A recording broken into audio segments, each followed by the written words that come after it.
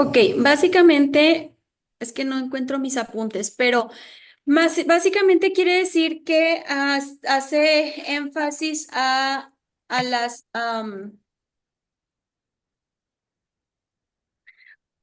en aquel tiempo en el tiempo pasado, ¿verdad? Se hablaba de el purgatorio. El purgatorio, bueno, es aquellos que morían, se iban, a ver, ¿qué pasa aquí? Los que morían, para empezar, estaban en un momento en el cual estaban construyendo, estaban en un momento de construcción. Cintia, buenas tardes. Javier, buenas tardes. Qué bueno que se pudieron conectar. Ok, la tesis 29 está haciendo énfasis en el purgatorio. En resumen, así para un poco entender, en aquel tiempo se hablaba, estaba en construcción, el templo estaban en construcción y el Papa se le ocurre la brillante idea de decir, bueno, ¿cómo recaudamos fondos? Pues para recaudar fondos vamos a inventar el purgatorio. Y el purgatorio es que todo aquel que muere va como a una salita de espera y está en el purgatorio y las almas de los familiares están penando. Entonces, para que el Papa le dice al familiar, bueno, mira, si tú quieres que tu familia salga del purgatorio, tienes que pagarme una cantidad y yo te voy a dar un edicto, yo te doy un documento en el cual ya tu familiar salió del purgatorio, ya no está su alma en pena. Entonces, eso era mentira. Incluso hacía como, bueno, si tú quieres asegurarte que cuando mueras no vayas al purgatorio, pues entonces págame, te doy un documento donde tú le pagaste a la iglesia, al Papa, para que tu alma no vaya al purgatorio. Entonces, esto lo que hacía era generar dinero. Y lo hacían con la intención de generar dinero. Entonces, en las tesis, recordemos que las tesis significa que levantó la voz Martín Lutero a decir, reformar, un reformatorio, no quiso hacer una división, no quiso decir, quiero hacerme ahora mi doctrina, quiero hacer mi iglesia y ser ahora yo el papa o ser ahora No, Martín Lutero decía, yo soy católico, yo creo en Dios, yo creo en la Biblia, pero yo no creo en la doctrina que están enseñando. Entonces él apelaba para una reforma, para reformar lo que el catolicismo enseñaba.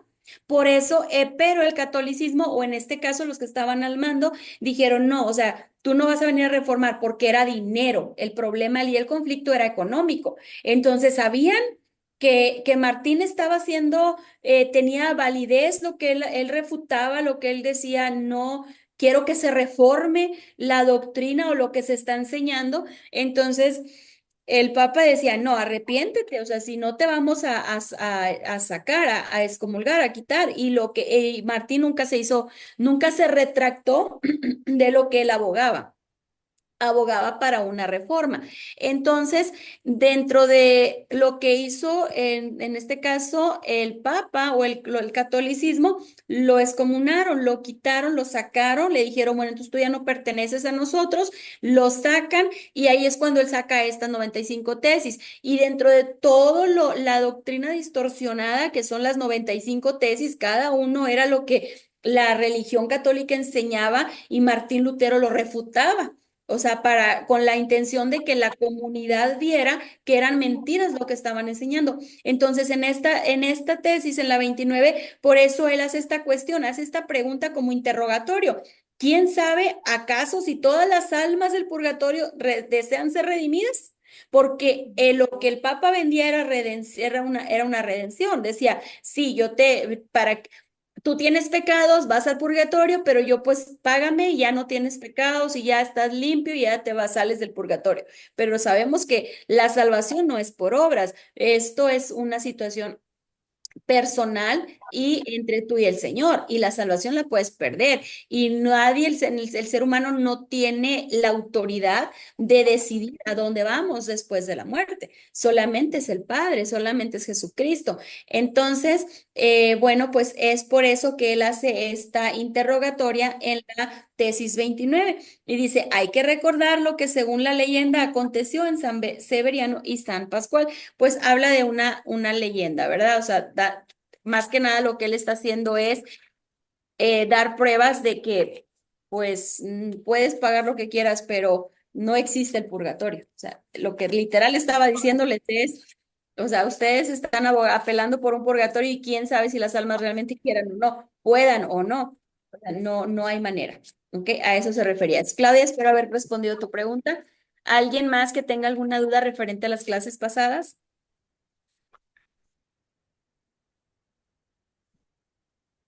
Javier, Cintia, Jimena.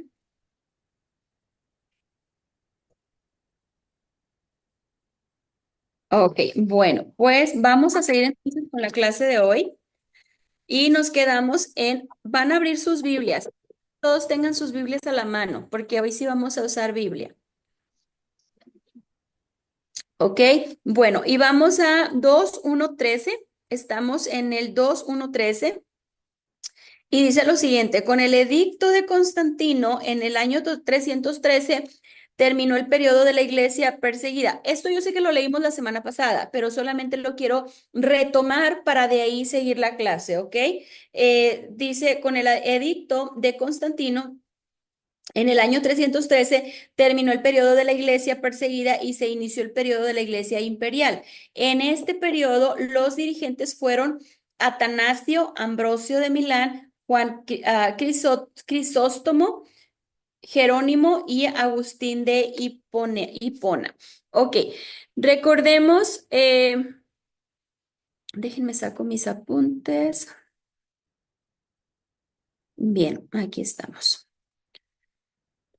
Recordemos en un breve resumen el periodo de la iglesia. Aquí ya estamos entrando en el periodo de la iglesia imperial, ¿verdad? Empezamos sobre lo que fue la separación de los imperios, ¿verdad? Y bueno, el proceso o el modo, el caminar, por así decirlo, de la iglesia, bueno, pues vemos cómo la iglesia imperial pasa tiene varios niveles, caminar, varias etapas, perdón, es la palabra correcta, varias etapas, el caminar de la iglesia, en el cual vemos la iglesia imperial, la iglesia medieval, la reformada, iglesia reformada y la iglesia moderna. Ahorita vamos a estarnos enfocando en la iglesia imperial.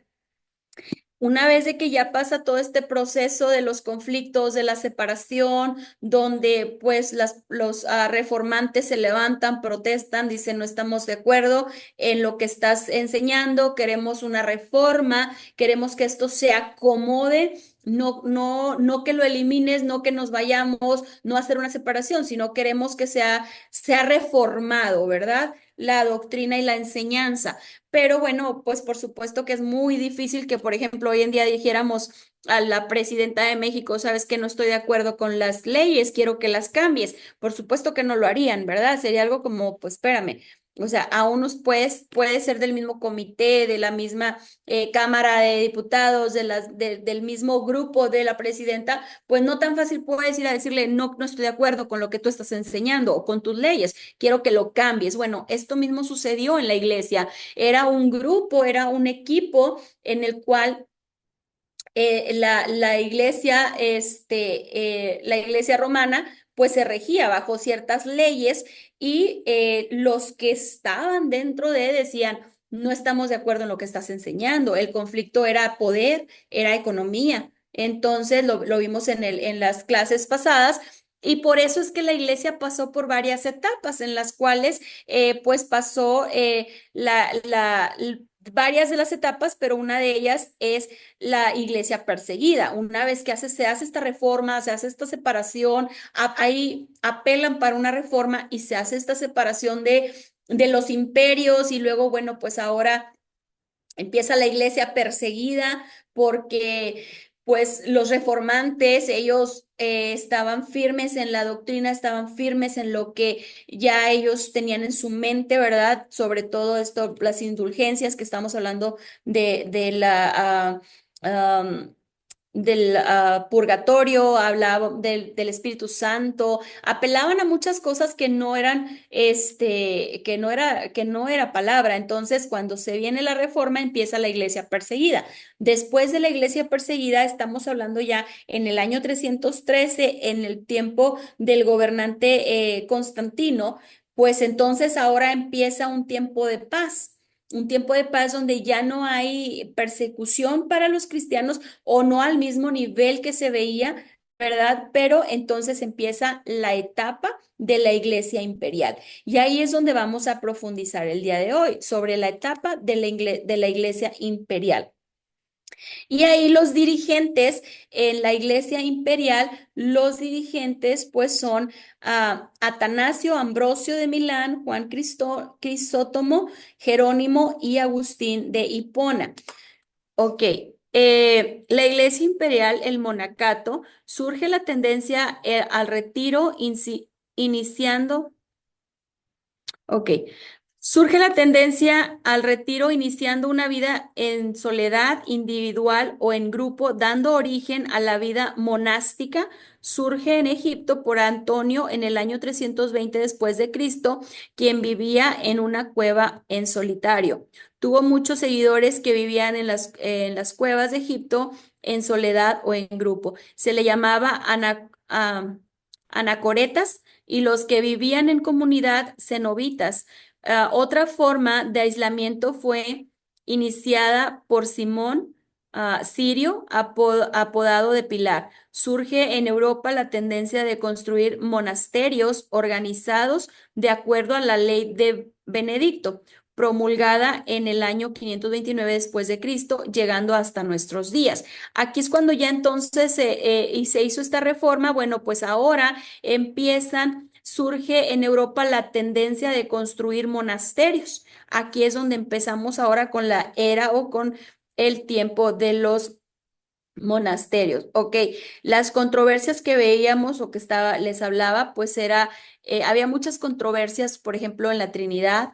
La naturaleza de Cristo, el pecado y la salvación. Eso eran temas controversiales, por eso es que había muchos monasterios, muchas divisiones, porque unos apelaban no creían en la Trinidad, decían no, no creemos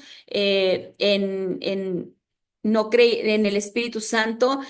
También es otro de los debates o las contiendas entre estas controversias dentro de la religión, ¿verdad? De la religión era la naturaleza de Cristo.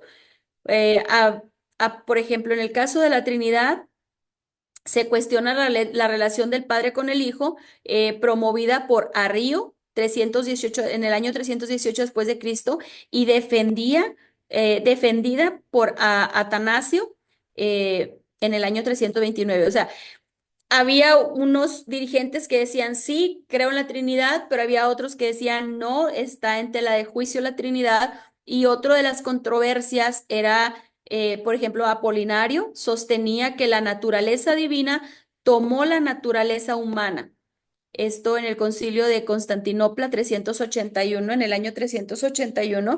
Entonces, estos son los dirigentes de la época.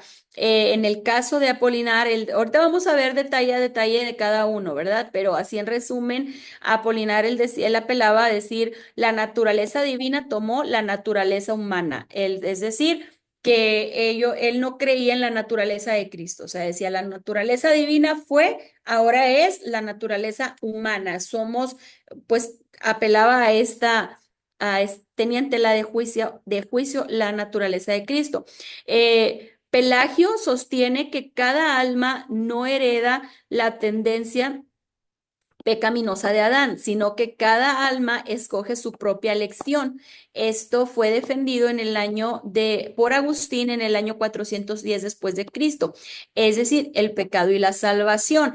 Él decía como, ok, ya Adán pecó, pero nosotros no somos pecadores, o sea, allá Adán y sus broncas, pero nosotros no.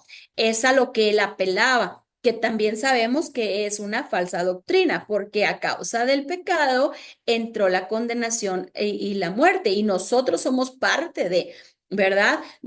A causa del pecado de Adán y Eva, pues nosotros también estamos pagando consecuencias. Quien nos redime, quien nos salva o nos limpia de pecado es Jesucristo.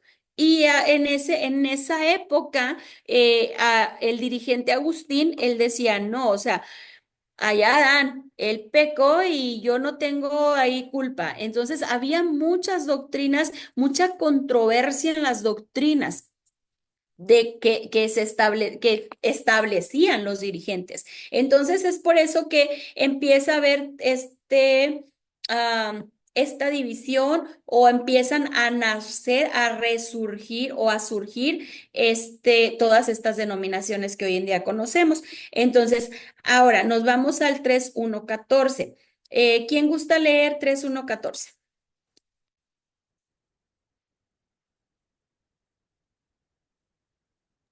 Yo, hermana. Ok.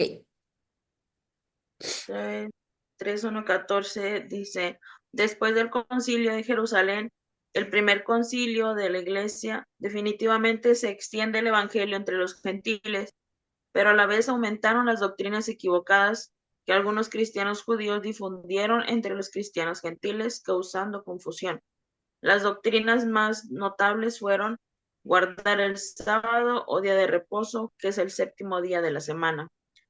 Mateo 12:1 al 8, Romanos 14:6, guardar la ley, Gálatas 3:1, 18, 4:21 y 26 al 26. La circuncisión, Gálatas 5:6 al 13, que el nazareno no era el Cristo y mucho menos un sacerdote, Hebreos 1:14, 5:1 al 10.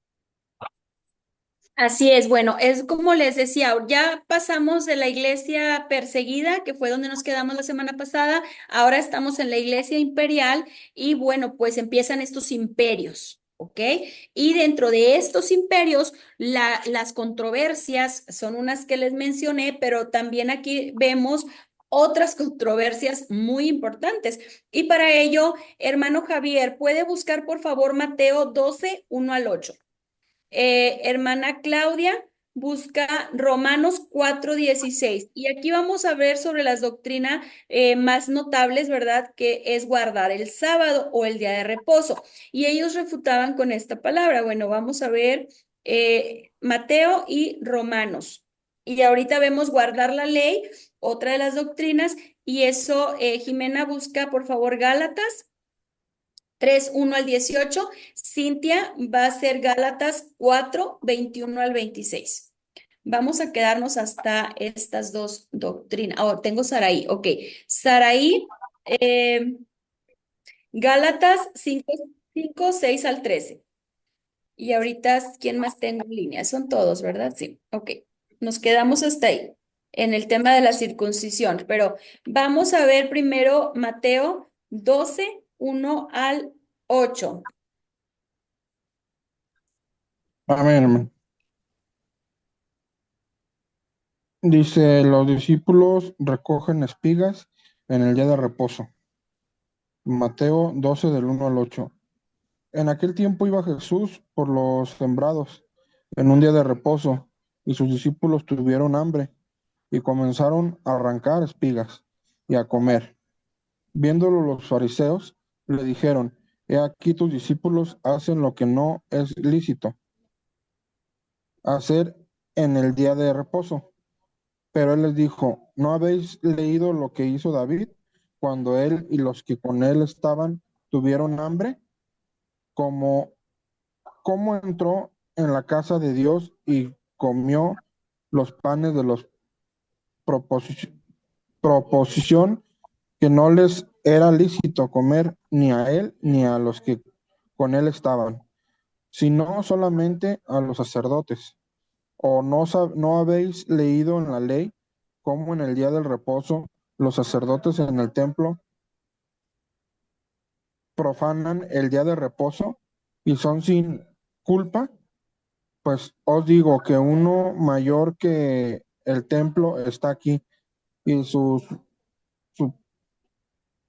y si supiese qué significa misericordia quiero y no sacrificio, No condenaréis a los inocentes, porque el Hijo del Hombre es el Señor del día de reposo. Ok, qué tremendo, ¿verdad? Es, es tremendo y el Señor todavía les exhorta y les dice, si supieran qué significa misericordia quiero y no sacrificio, no condenarías a los inocentes, porque el Hijo del Hombre es Señor del día de reposo. Tremenda palabra. Esto es para aquellos que refutaban sobre el día de reposo. Ahora, Romanos 14:6. Romanos,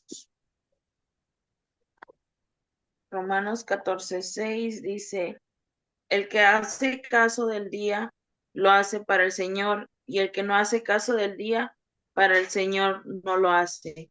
El que come para el Señor come, porque da gracias a Dios, y el que no come, para el Señor no come y da gracias a Dios.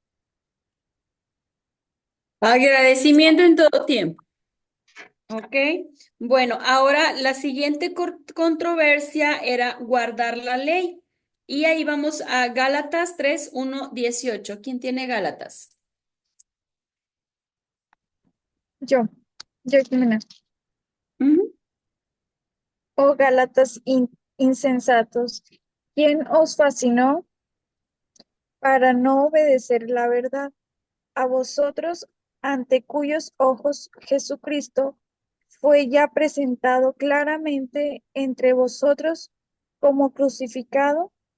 Esto solo quiero saber de vosotros. ¿Recibisteis al Espíritu por las obras de la ley o por el oír con fe?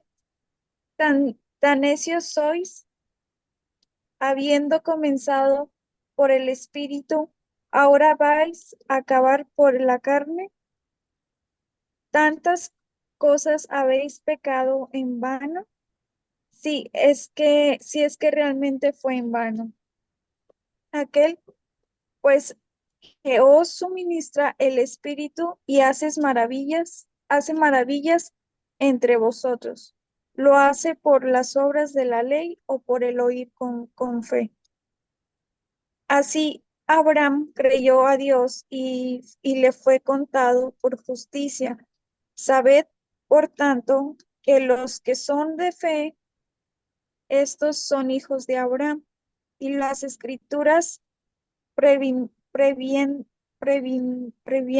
que Dios había de justificar por la fe a los gentiles, dio de antemano la buena nueva a Abraham, diciendo, en ti serán benditas todas las naciones, de modo que los de la fe son bendecidos con el creyente Abraham, porque todos los que dependen de las obras de la fe, de la ley, están bajo maldición, pues escrito está, maldito todo aquel que no permaneciera en todas las cosas escritas en el libro de la ley para hacerlas, y que por la ley ninguno se justifica para con Dios.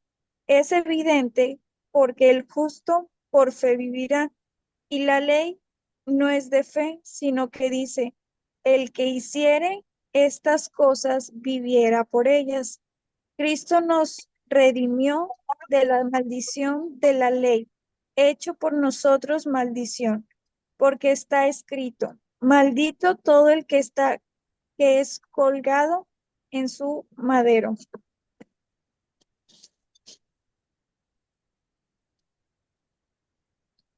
Mm, Hasta el 18, hermana. sí, perdón. Sí. Para que en Cristo Jesús la bendición de Abraham alcance a los gentiles, al fin de que por la fe recibiésemos la promesa del Espíritu. Hermanos, hablo en términos humanos. Un pacto, aunque sea de hombre, una vez ratificado, nadie lo invalida ni le añade. Ahora bien, a Abraham fueron hechas las promesas y por su y a su simiente, no dice, y a las promesas, perdón, y a las simientes, como si hablase de muchos, sino como de uno. Ya tú, simiente, el cual es Cristo. Esto pues digo, el pacto previamente ratificado por Dios para con Cristo. La ley que vino 430 años después no lo vino a abrogar, no lo abroga para invalidar la promesa, porque si la herencia es por la ley, ya no es por la promesa, pero Dios le concedió a Abraham mediante la promesa.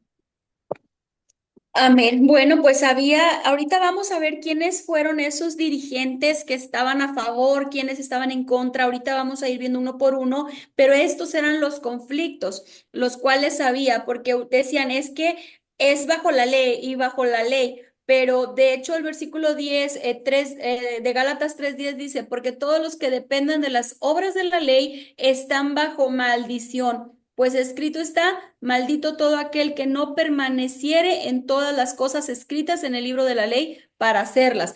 ¿Qué quiere decir? Que realmente el vivir bajo la ley era prácticamente imposible, o sea, era algo bien tremendo. Eh, entonces, había en esta época, estamos hablando en el año mucho después del 313 de Constantino, del tiempo de Constantino, en el cual estos dirigentes decían unos, es que yo estoy a favor de la ley, porque tenemos que vivir bajo ley, pero entonces ya no daban cabida o no daban validez al Nuevo Testamento, a la venida de Cristo. Entonces, es por eso que están estos versículos aquí pues para poder entender, ¿verdad? Cómo había esta equivocación de estos separación de estos niveles o de estas personas que creían cosas que no, pues que la palabra no lo aprueba, por así decirlo. Ok.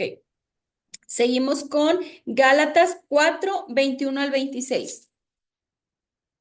Decime lo que quieras, estar bajo la ley, no habéis oído la ley, porque está escrito que Abraham tuvo dos hijos, uno de la esclava, el otro de la libre.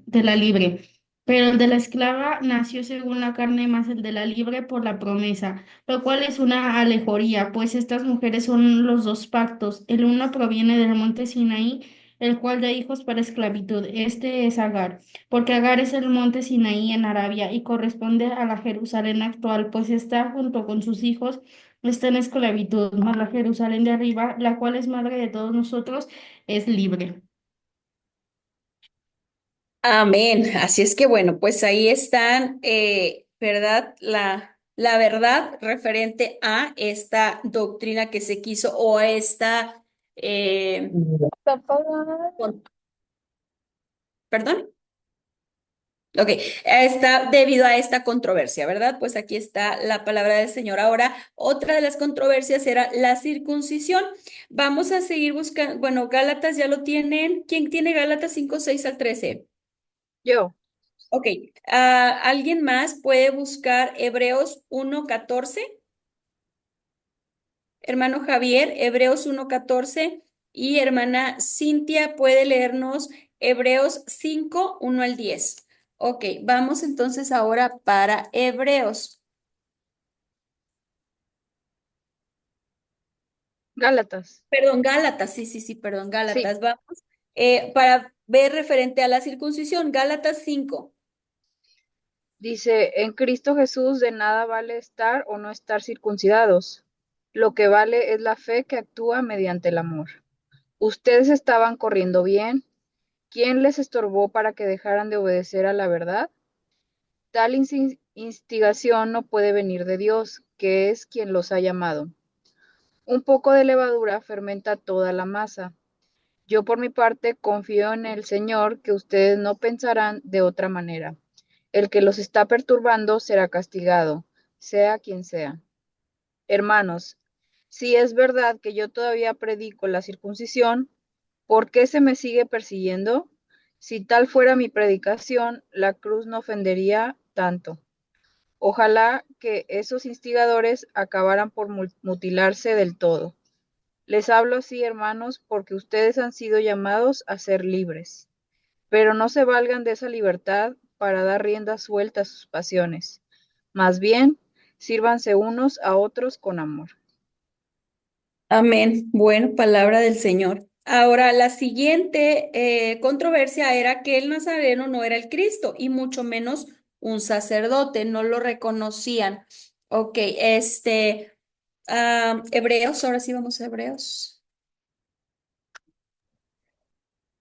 Hebreos 1. Amén, hermano. No, Amén. 14. Hebreos 1:14, ¿verdad? Ujú. Dice, ¿no son todos espíritus ministradores enviados para servicio a favor de los que serán herederos de la salvación? Amén. Ahora, Hebreos 5, 1 al 10. Dice, porque todo sumo sacerdote tomado de entre los hombres es construido a favor de los hombres en lo que a Dios se refiere, para que presente ofrendas y sacrificios por los pecados, para que se muestre paciente con los ignorantes y extraviados, puesto que él también está rodeado de debilidad. Y por causa de ella debe ofrecer por los pecados tanto por sí mismo como también por el pueblo. Y nadie toma para sí esta honra sino el que es llamado por Dios como lo fue Aarón. Así tampoco Cristo se glorificó a sí mismo haciéndose sumo sacerdote, sino el que le dijo, tú eres mi hijo, yo te he engendrado hoy, como también dice en otro lugar, tú eres sacerdote para siempre según el orden de Melquisedec. Y Cristo en los días de su carne, ofreciendo ruegos y súplicas con gran clamor y lágrimas al que le podía liberar de la muerte, fue oído a causa de su temor reverente. Y aunque era hijo, por lo que padeció, aprendió la obediencia. Y habiendo sido perfeccionado, vino a ser autor de eterna salvación para todos los que le obedecen, y fue declarado por Dios sumo sacerdote según el orden de Melquisedec. Bueno, pues aquí referente a quién era Jesús. Bueno, estas son las controversias que que vimos, y la palabra del Señor pues ahora sí que nos muestra la verdad, ¿no? Referente a las controversias. Bueno, ahora vamos a 3:1:15. Si puede, por favor, leerlo a Saraí. 3:1:15. Y vamos a ver sobre el gnóstico.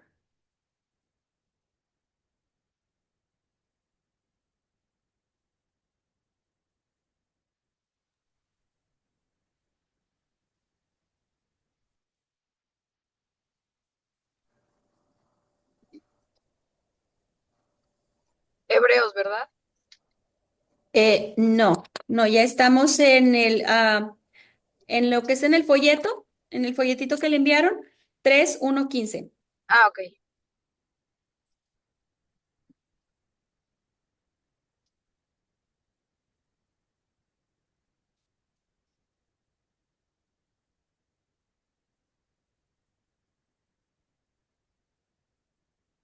Y vamos a estar viendo sobre el gnosticismo. Ok, dice, la palabra gnóstico del idioma griego significa sabiduría. Los gnósticos, o sea, los filósofos que ostentaban el gnóstico, son de ideas fantásticas. Enseñaban que del Dios Supremo emanaba un gran número de deidades inferiores, algunas benéficas, otras malignas, y que por medio de estas el mundo fue creado con su mezcla de bien y mal, que Cristo fue una de estas emanaciones. La naturaleza divina estuvo morando por un tiempo. También interpretaban las escrituras de una manera alegórica. Los gnósticos florecieron por todo el siglo II y se marchitaron al terminar ese siglo. Gracias a Dios que se marchitaron. Imagínate lo que estaban enseñando. Ok, el gnosticismo es la creencia, ay, perdón, creo que me inspiré mucho, ¿no? A decir gracias a Dios que sé. Pues son filósofos y hoy hay filósofos, hoy en día contamos con filósofos y con O sea, no, el problema no es la filosofía, sino la creencia que tenían, ¿verdad? Entonces, el gnosticismo, no, gnosticismo es la creencia de que los seres humanos contienen una parte de Dios. Es el bien supremo o una chispa divina en su interior que ha caído del mundo inmaterial a los cuerpos de los humanos. Todo, esto es lo que los filósofos creían, ¿ok? Ah, los filósofos que se les daba por nombre gnósticos o en general gnosticismo, o sea, la doctrina o la filosofía que ellos creían, apelaban. Toda la materia física está sujeta a la decadencia, la putrefacción y la muerte. Esos cuerpos y el mundo material creados por un ser inferior son, por lo tanto, malos, atrapados en el mundo material, pero ignorantes de su estatus. Las partes de Dios requieren un conocimiento, gnosis, que les informe de su verdadero estatus. Ese conocimiento debe venir de afuera del mundo material y el agente que le trae es el Salvador o Redentor. Durante los 3 primeros siglos del cristianismo no hubo una autoridad central hasta después de la conversión del emperador romano Constantino el Grande en el año 312. Las comunidades cristianas enseñaban muchos puntos de... Perdón. Ok, las comunidades cristianas... perdón. No hubo una autoridad central. Ok, las comunidades cristianas enseñaban muchos puntos de vista diferentes. En el siglo II después de Cristo, algunos grupos, ahora denominados cristianos gnósticos, afirmaban tener acceso a un conocimiento secreto. O sea, ellos decían como nosotros tenemos acceso a algo que ustedes no. Esto es algo que se reveló nada más a cierto grupo. ¿Ok? Ah, sobre la naturaleza del universo, la naturaleza de Cristo y lo que su aparición en la tierra significaba para los creyentes. A medida del siglo II, un grupo de líderes cristianos conocidos retroactivamente como los padres de la iglesia, Justino Martín, Ireneo, Tertuliano y otros, escribieron volúmenes contra estos cristianos gnósticos. Los gnósticos, al igual que los padres de la iglesia, fueron educados en las diversas escuelas de filosofía. Muchas de las escuelas compartían las teorías de Platón, es filósofo muy conocido, y su visión del universo. Para Platón, Dios o el bien supremo existía más allá del universo material, era perfecto y por tanto no habría creado un mundo imperfecto. Postuló a la existencia de un poder secundario, el demiurgo, así se le llamaba, que creó la materia, la sustancia del reino físico. La mayoría de los sistemas gnósticos promovieron este punto de vista. Los conceptos gnósticos reflejan una escuela moderna de filosofía conocida como existencialismo. ¿Y cómo y por qué existimos? Los gnósticos se preguntaron y respondían a cuestiones como ¿quién soy? ¿De dónde vengo? ¿Cuál es el sentido de la vida? ¿Por qué estoy aquí? ¿Y cuál es el verdadero yo? Esto es en cuanto a este grupo de filósofos que se levantó. Los padres de la iglesia reaccionaron a las enseñanzas de los gnósticos, inventando los conceptos gemelos de ortodoxia y herejía. Los gnósticos promovieron conceptos de dualismo radical que rigen al universo. Esto se polarizó como el alma, la chispa contra la carne, la luz contra la oscuridad. Dios que no crea originalmente emanó arcontes, poderes, o sea, dio poderes, ¿ok? Que Dios dio poderes, como la luz del sol que se ve pero no se corporea. Uno de los arcontes, Sofía o sabiduría, es un momento de debilidad, produjo el demiurgo, pero luego creó un universo físico, incluidos los humanos en el pensamiento filosófico, el logos, palabra, era el principio de racionalidad que conectaba al Dios supremo con el mundo material. Algunos sistemas reivindicaban un mito preadanismo, es decir, antes de su manifestación como humanos en el jardín del Edén, esta era como su teoría, ¿ok? Ah, en la comprensión gnóstica, la caída ocurrió como resultado de la creación física. En consonancia con la unidad, es que me llegan muchos mensajes, perdón. Es lo malo de haberme traído todos mis apuntes en mi teléfono y no físicos, perdón. Ok, en la comprensión gnóstica, la caída ocurrió como resultado de la creación física.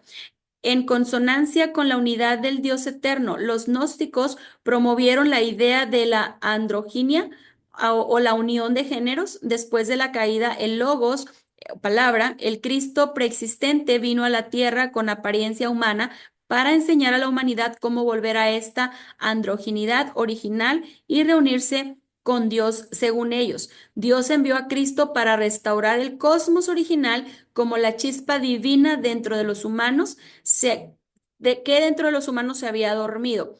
No recordaba sus orígenes. Los humanos debían despertar la presencia de esta parte de Dios dentro de ellos, un concepto que refleja el budismo. Cuando esto se logre, el gobierno de los arcontes terminará. Esto es definitivamente herejía, pero esta era dentro de lo que se levantó en esta era imperial después de la persecución. Todas estas, o sea, pudiéramos llamarlo a lo mejor, no, pues herejías, o sea, no hay otro nombre más que herejías, ¿verdad? De este grupo de filósofos que se levantaron diciendo referente sobre el gnóstico. Filósofos con doctrinas equivocadas o con herejías, para ser más específicos, ¿verdad? Que de hecho todavía hoy en día se vive este tipo de creencias, de grupos con estas creencias, pero es más enfocado en el budaísmo, o mejor dicho, que son los budas, o los que practican esta herejía. ¿Tres dudas sobre el gnóstico? ¿Todo bien? ¿Manita arriba? ¿Todo bien? Ok, bueno, ahora, los ebonitas, vamos a ver referente a los ebonitas. ¿Quién leyó ahorita? Claudia, ¿usted leyó? Sí, ok. Sí, Jimena, ¿puede leer sobre los bionitas?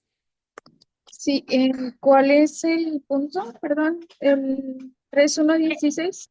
Correcto, 3:1:16.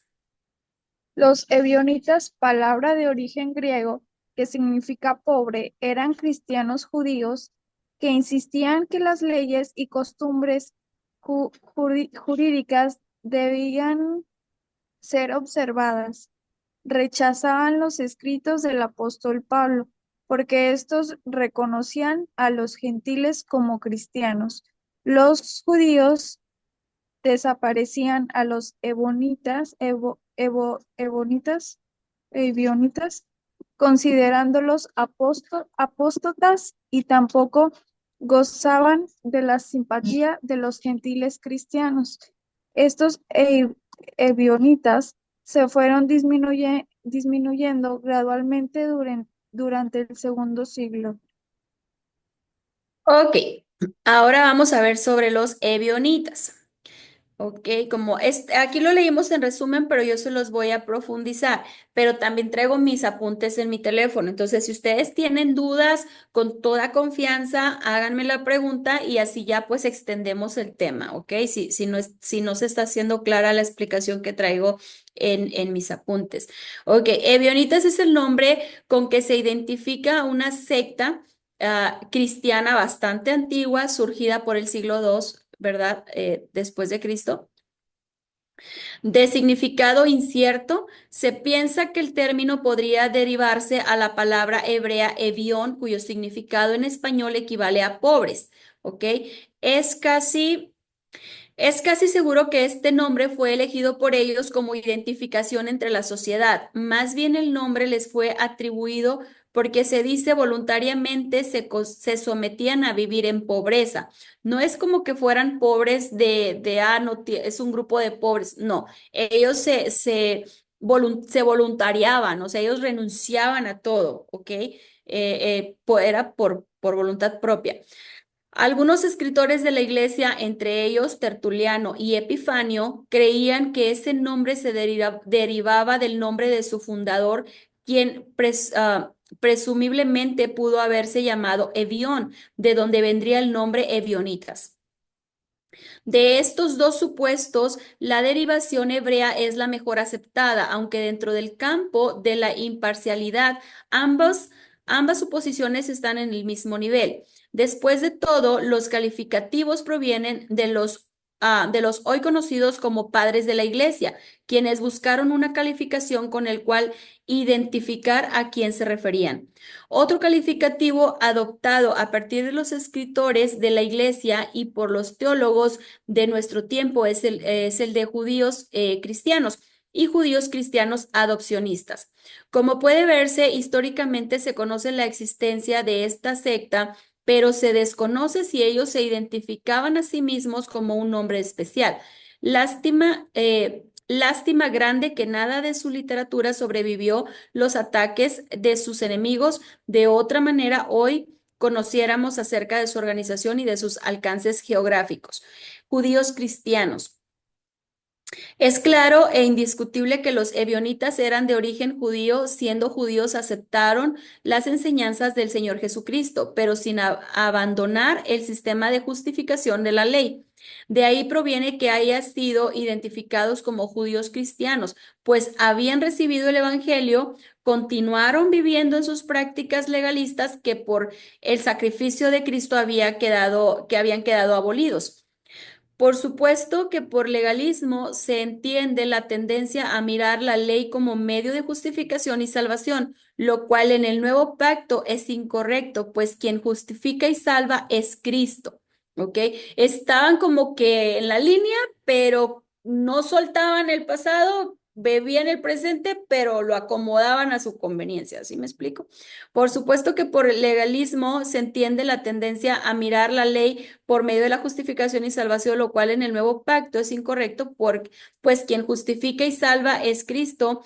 Entendiéndose a sí mismo por la justificación por Cristo, de ninguna manera significaba abandonar la parte moral de la ley, sino obedecerla como manifestación de amor a Dios, como declara la palabra en Primera de Juan 5:3, que dice lo siguiente: pues este es el amor a Dios, que guardemos sus mandamientos, y sus mandamientos no son gravosos.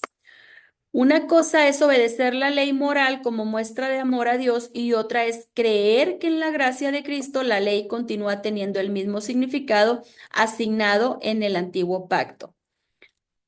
Vamos a ver acá. Esta diferencia era desconocida por el ebionismo, que como se mira más adelante creían en la observación de la ley desde el punto de vista justificativo y salvífico, y aceptaban la doctrina de Cristo, pero sin otorgarle el completo significado otorgado por Dios. Judíos cristianos adopcionistas. Por otra parte, los ebionitas también fueron conocidos como judíos cristianos adopcionistas. La razón para esto se debe a que rechazaban que Cristo había descendido del Padre y que era de la misma naturaleza del Padre. Sus creencias afirmaban que Cristo había sido adoptado por el Padre como su Hijo. De esa manera, sus doctrinas contradecían totalmente a todo cuanto los profetas del antiguo pacto habían hablado de Cristo antes de venir a la tierra. Este grupo sectario sostenía que aquel hombre judío era humano en todo aspecto como todos los hombres, pero que en reconocimiento a su abnegado y estricto apego a la ley, el Padre Eterno lo había adoptado como su hijo. No se conoce cómo defendían esa creencia, ni se conoce cómo hayan tenido las Sagradas Escrituras como apoyo, lo cual significa que era una creencia particular, exclusiva y extraña, ajena al punto de vista general del judío, que aun cuando rechazan a Cristo en carácter de Hijo de Dios, no contradicen a los profetas, sino que simplemente no entendieron sus profecías. Ok, vamos a los primeros...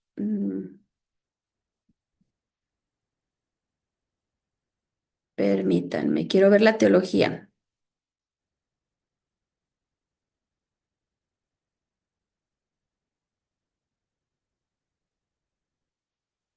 Ok. Bueno, vamos a ver sobre la herejía. Ok, una secta enigmática. Sobre las de esta agrupación de los ebionitas no se conoce ni el tiempo de fundación, ni siquiera fue su líder, ni su doctrina, ni su alcance geográfico, aparte de cuanto y la escasa información de sus creencias doctrinales y estilo de vida que se conoce proviene de referencia hechas por Irineo en el año 130 al año 200 después de Cristo, que según se dice escribió por el año 180 después de Cristo su obra contra los herejes y por Epifanio en el año aproximado 310 al 403 después de Cristo, quien se dice por el año 340 escribió su obra conocida como Panarión, destinada a combatir las enseñanzas judaizantes, dentro de las cuales encajaban los ebionitas. De ahí es de donde se obtiene esta información. Esto lleva a entender que cuanto se conocen de los ebionitas proviene de terceras personas, lo cual coloca a los lectores de la historia imparciales en una difícil situación, puesto que es verdaderamente imposible formarse una idea exacta de lo que en realidad aquella secta creía, las creencias pues, de los ebionitas. Ok, y vamos a ver cómo es que Dios pues se desvaneció. No solo los padres de la iglesia fueron sus acérrimos enemigos que se empeñaron en combatirlos como secta rival, sino que a la par de eso estaba contrapeso mayor, ese contrapeso era el mundo pagano, el que trataba de convertir el ebionismo. En esta parte, la iglesia tenía un poderoso aliado que les facilitaba enormemente la labor de combatir a los herejes judaizantes y que a los postre les daría la víctima definitiva, postreros, la victoria definitiva. Los paganos estaban en medio de dos mensajes, el de la iglesia que validaba el día de adoración al sol al cual el paganismo estaba acostumbrado y el minoritario ebionita que enfatizaba la observación del sábado.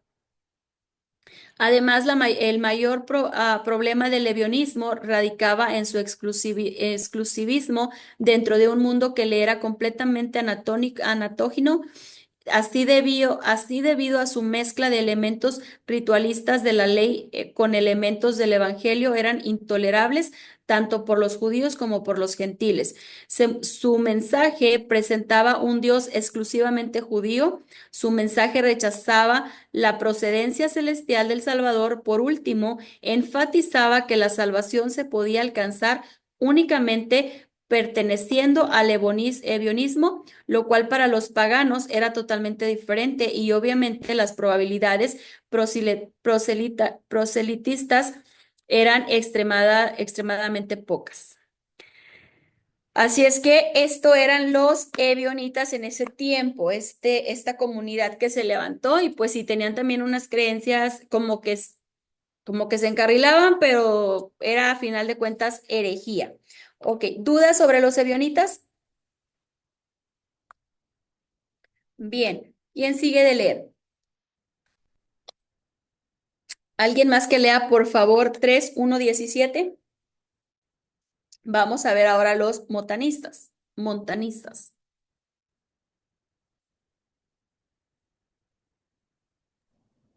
Si quiere, yo lo leo. Ujú. Dice, los montanistas se llamaron así debido a su fundador, Montano. Estos, aunque sus doctrinas fueron condenadas por la Iglesia, no se pueden clasificar entre las sectas herejes. Eran puritanos, reclamaban volver a la sencillez de los primeros cristianos, creían en el sacerdocio de todos los verdaderos creyentes y no en las órdenes del ministerio. Observaban una disciplina estricta en la iglesia, consideraban los dones de profecía como privilegio de los discípulos y tenían muchos profetas y profetistas entre sus miembros. podemos ver como que los mejorcitos, ¿verdad? Bueno, vamos a leer sobre ellos. El montanismo fue un movimiento que se desarrolló a finales del siglo II y que recibió el nombre de un hombre llamado Montano. Comenzó en Frigia, que actualmente, esa región Frigia actualmente es Turquía. O sea, Turquía de hoy, en ese momento, a finales del año segundo, tenía el nombre de Frigia y ahí fue donde iniciaron los monatismos. Ok, pronto se extendió por todo el Imperio Romano. Montano se convirtió al cristianismo alrededor del año 170 después de servir como sacerdote en el culto llamado Cíbeles. Como cristiano afirmó tener un don de profecía y fue registrado por el historiador de la iglesia Eusebio como un hombre conocido por sus expresiones extáticas. Dos mujeres llamadas Priscila y Maximila también afirmaron profetizar de manera similar y se unieron a Montano. Las enseñanzas de Montano y sus seguidores a menudo no están bien documentadas o solo están disponibles a través de quienes se opusieron a él y a sus prácticas. Está claro que fue condenado y rechazado por muchos líderes cristianos debido a falsas profecías o las extrañas formas en que profetizó. El movimiento también fue conocido con el nombre de la nueva profecía en referencia a la creencia de Montano y sus seguidores de que sus profecías proporcionaron una nueva revelación para quienes vivían en su tiempo. Hoy en día, algunos han surgido que el movimiento montano fue una forma temprana de pentecostalismo y han buscado establecer conexión entre su movimiento y los movimientos pentecostales o carismáticos modernos. Si bien existen algunas conexiones, se sabe muy poco sobre las prácticas de Montano para aprobar o refutar mucho en este sentido. En general, lo que se conoce históricamente con respecto al montanismo revela un movimiento profético dentro de la iglesia cristiana que se volvió preocupante hasta el punto de que muchos lo rechazaron, especialmente basado en falsas profecías. Con el tiempo, el movimiento parece haber disminuido, aunque perduró durante varias generaciones. Un santuario de Montano existió en el siglo VI por orden del emperador Justiniano. Otras fuentes surgieron que continuó hasta el siglo IX. El montanista más famoso sería Tertuliano. Es un escritor nacido alrededor del año 150 que se convirtió al cristianismo alrededor del año 190. Escribió varios escritos, incluidos algunos en defensa de la nueva profecía. Señaló que una de sus prácticas singulares prohibía un segundo matrimonio después de la muerte del primer cónyuge. Esto es referente a los montanistas. ¿Dudas? Vamos leyendo mucho. Quisiera saber qué piensan, qué dudas o qué les impacta de lo que hemos estado leyendo. Empezamos por Jimena. De referente a lo que Bueno, hemos estado viendo, algo que digas tú, esto me llamó la atención, o tengo alguna duda, o algo que quieras resaltar de lo que hemos estado viendo de pues estos grupos, ¿verdad? Denominaciones, por así llamarlos. bueno, para empezar no tenía como que tanto el panorama de que había tantas denominaciones, o sea, no me imaginé que fueran todas, bueno, son varias y son muchas, de hecho. Entonces, no es como que me imaginaba que por una persona le iban a llamar así a un grupo de personas. Entonces, eso, pues sí, me causa, eh, pues, algo me sorprende, ¿verdad? Sí, de hecho, hoy en día todavía hay muchos que han permanecido, pudiéramos decir, que han permanecido. Estos estamos viendo que la mayoría o los que hemos estado leyendo se desaparecieron. Fue solamente por épocas, por tiempos.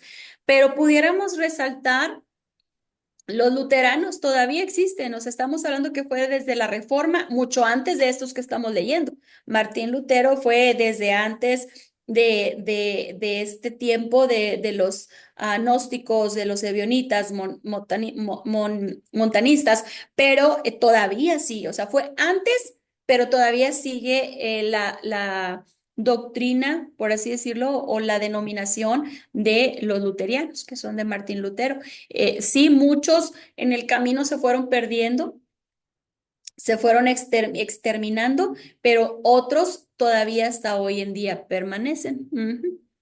Y había muchos grupos. Hoy también podemos ver tantos, ¿no? Que no viene aquí en esta lección, pero podemos ver a lo mejor si lo traemos a este tiempo, pues los testigos de Jehová es una herejía. También tienen ideas muy curiosas. Hay, ¿quién más puedo? Pues que hay muchos que pudiéramos mencionar, ¿no? Los mormones es una herejía hoy en día. ¿Quién más? A ver, ¿alguien más que usted se acuerde ahorita? ¿Alguna otra denominación que es una herejía, está comprobado que es una herejía? Ujú. Los de la Entonces, luz del mundo, hermano, también. luz del mundo, sí. Ujú.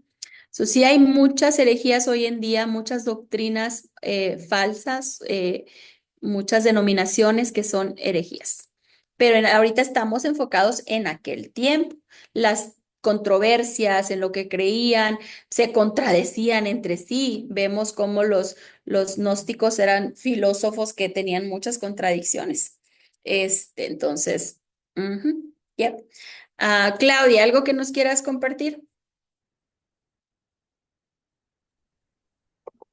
Pues sí, o sea, en todas estas, digamos, pues falsas doctrinas que surgieron a partir, bueno, después de la muerte de Jesús, pues fueron bastantes, ¿verdad? Yo, o sea, sí tenía conocimiento porque menciona la palabra, ¿verdad? De que había muchas falsas doctrinas que querían engañar a los cristianos, y es ahí donde entraban los apóstoles, ¿verdad? Recordándoles cuál era el verdadero evangelio, cuáles eran las verdaderas enseñanzas, este, y pues creo que hasta el día de hoy van a seguir surgiendo, van a seguir saliendo, y si uno como cristiano no lee, no se dedica a, pues ahora que sí, que empaparse de la palabra, a ver lo que es correcto, pues fácilmente puede ser un engañado, ¿verdad?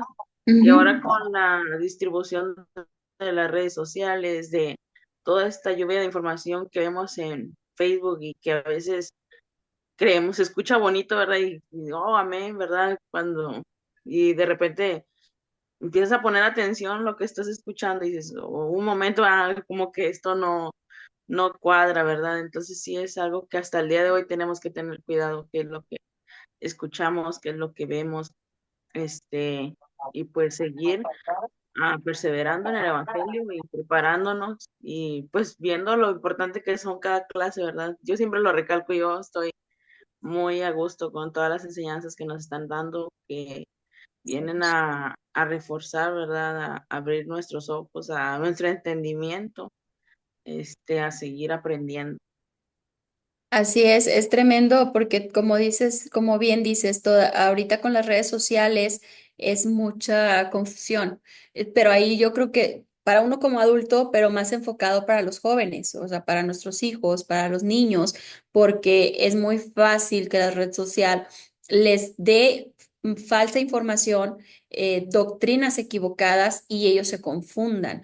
Mi hijo, el mayor, él, me acuerdo que hace unos años, tal vez algunos 5 años atrás, hablábamos de temas y él se iba y buscaba en las redes sociales. Y luego me decía, ma, fíjate que miré esto, ocultismo, cosas que veía, no que él lo practicara, sino que él decía, fíjate que miré alguien que practicaba ocultismo y que ahora se hizo cristiano y está diciendo cositas que herejías. Y cuando yo lo veía, decía, es que tienes que saber qué fuente es la que estás buscando, porque no todas las fuentes son correctas.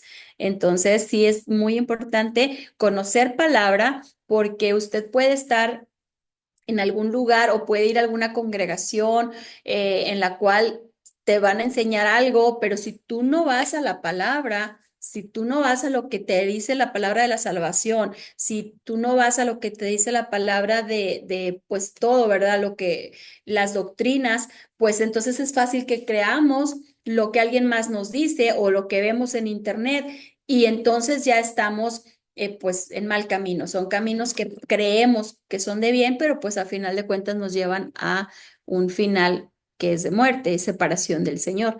Entonces sí tenemos que tener bastante cuidado de leer la palabra, de no escuchar cuál es el contexto de cada cosa, lo que nos enseñan, ¿verdad? Y que seamos de bendición en nuestras congregaciones de acuerdo con la palabra del Señor. Siempre, siempre, todo lo que sea Biblia es verdad, pero si es algo que es Biblia, pero lo acomodamos, pues ya estamos cayendo en herejías y eso no es de Dios. Así es, ¿quién me falta? Cintia, ¿ya compartiste? No, pero pues igual yo también creo que no sabía que había, bueno, que existieron y que existen todavía muchas denominaciones. Pues sí me parece que muchas de ellas pues como que solamente sacaban conclusiones pues de su propio razonamiento lógico y pues no buscaban como la Biblia y cosas así. Y pues sí también no sabía que existían tantas. Mm. Ya, así es, el Señor nos ayude. Saraí, ¿ya compartiste?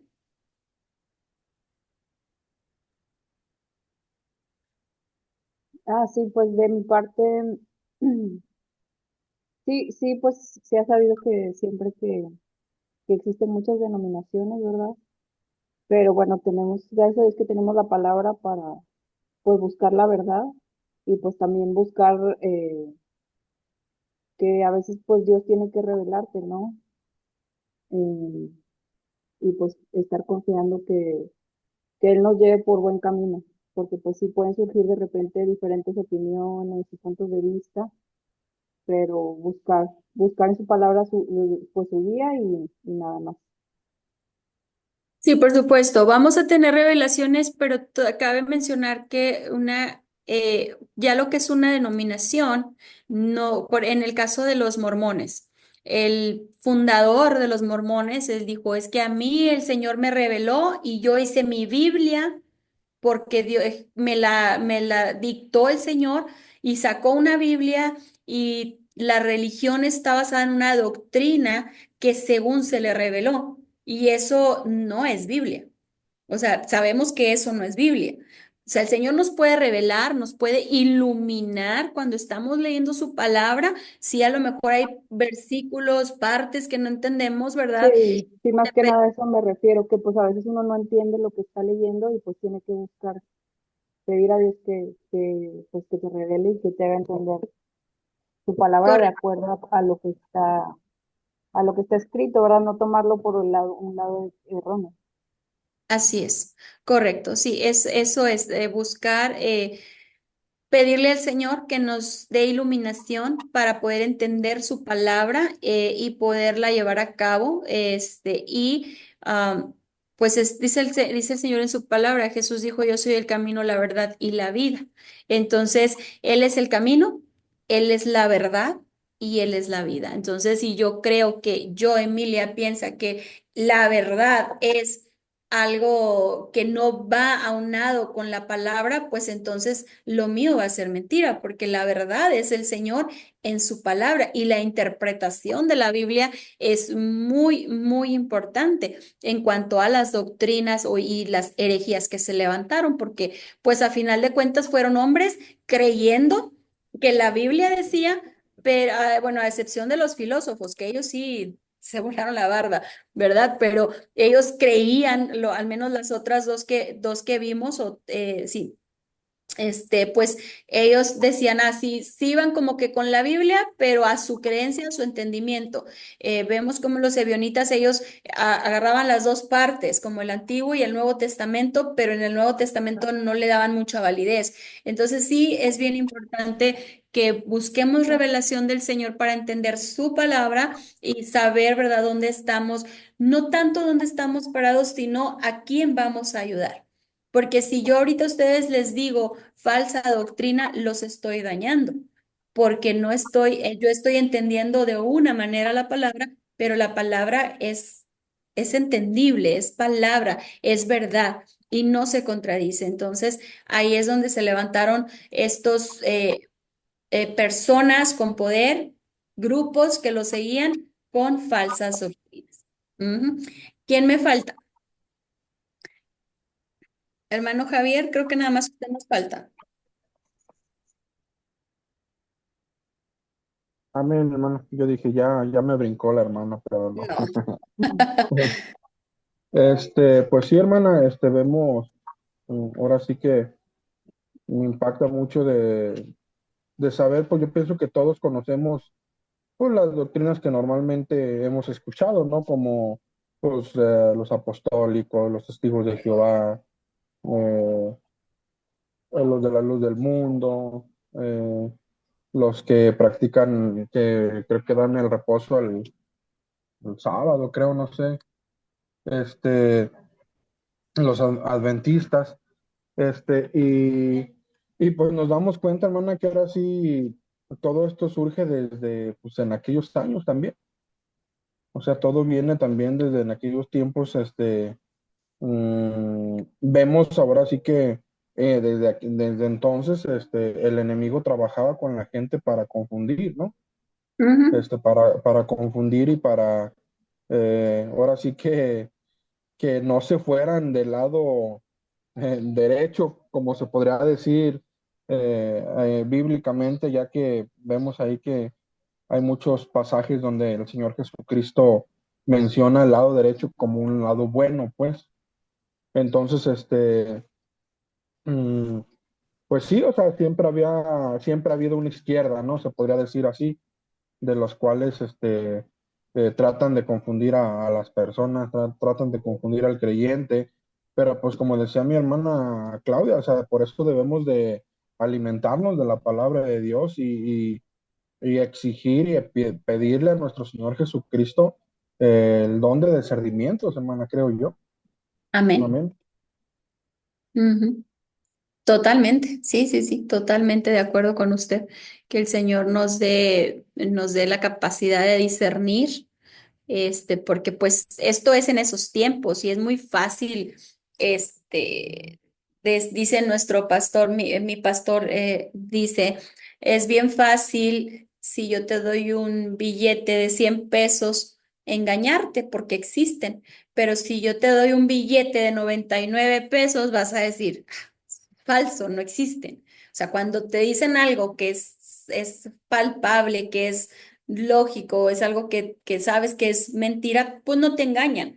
Pero cuando te dan algo que sí hay algo que es parecido, pues ahí es donde viene el engaño. Entonces, nosotros sí tenemos que pedir al Señor discernimiento en su palabra para cuando se nos predica, para cuando se nos habla o cuando nosotros compartamos palabra, pues no demos una una información equivocada que podamos ser de tropiezo. Porque al final del día, si lo que yo le diga hoy a alguien, por ejemplo, si yo le digo a mi hermana Jimena algo el día de hoy, le voy a decir, no sé, Jimena, fíjate que no sé, vamos a algo, el San Juan, San no sé qué, lo miré y le recé y me hizo un milagro. Entonces, pues ella me va a decir, no es que la palabra de Dios me dice que yo no puedo adorar a otros dioses. Entonces ella lo va a entender. Pero si yo a Jimena le digo, no, hombre, Jimena, fíjate que Dios se me apareció y no sé, me hizo sentir mal, pues sabemos que Dios es real Y puede ser que ella diga, la hermana Dios la hizo sentir mal, algo pasó. Y luego va alguien y te dice, sabes que Jimena va a ir con alguien más y le va a decir mi testimonio, porque hay un Dios real. Pero la realidad es que Dios nunca nos hace sentir mal, Él nos confronta, Él nos fortalece, Él nos hace sentir amor. Pero entonces, si yo le digo algo de algún santo, va a ser fácil para ella entender que no, pero si yo le digo algo de Dios, puede ser que vaya a decir que esté la duda, y entonces ella va a ir con alguien más, con alguien más y con alguien más, y la voz se corre. Entonces, nosotros tenemos el poder tenemos un círculo de amistades, un círculo de personas con las cuales estamos y con las cuales influenciamos. Entonces, y de ahí se levantan las falsas doctrinas.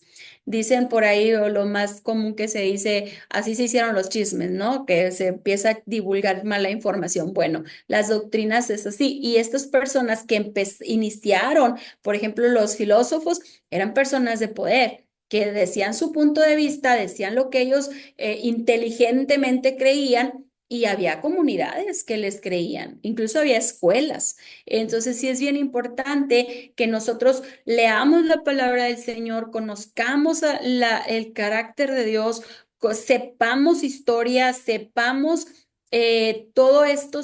Por ejemplo, el seminario les otorga muchas materias informativas muy importantes para que cuando ustedes, primero para uso personal, y segundo para que nosotros podamos ser de bendición en nuestras congregaciones, porque puedes leer, interpretar algo, pero no entenderlo, lo lees y como que sí, no, pero luego vamos divulgando la información equivocada. Entonces, este seminario es de gran bendición para que podamos entender la palabra del Señor, podamos entender el contexto de pues de cada materia o de cada situación. En este caso, hablando específicamente de historia de la iglesia, es muy importante conocer los orígenes, conocer de dónde empezó, cómo empezó. ¿Quiénes fueron los reformantes? Conocer quiénes son los que se levantaron para que hoy tengamos la palabra del Señor.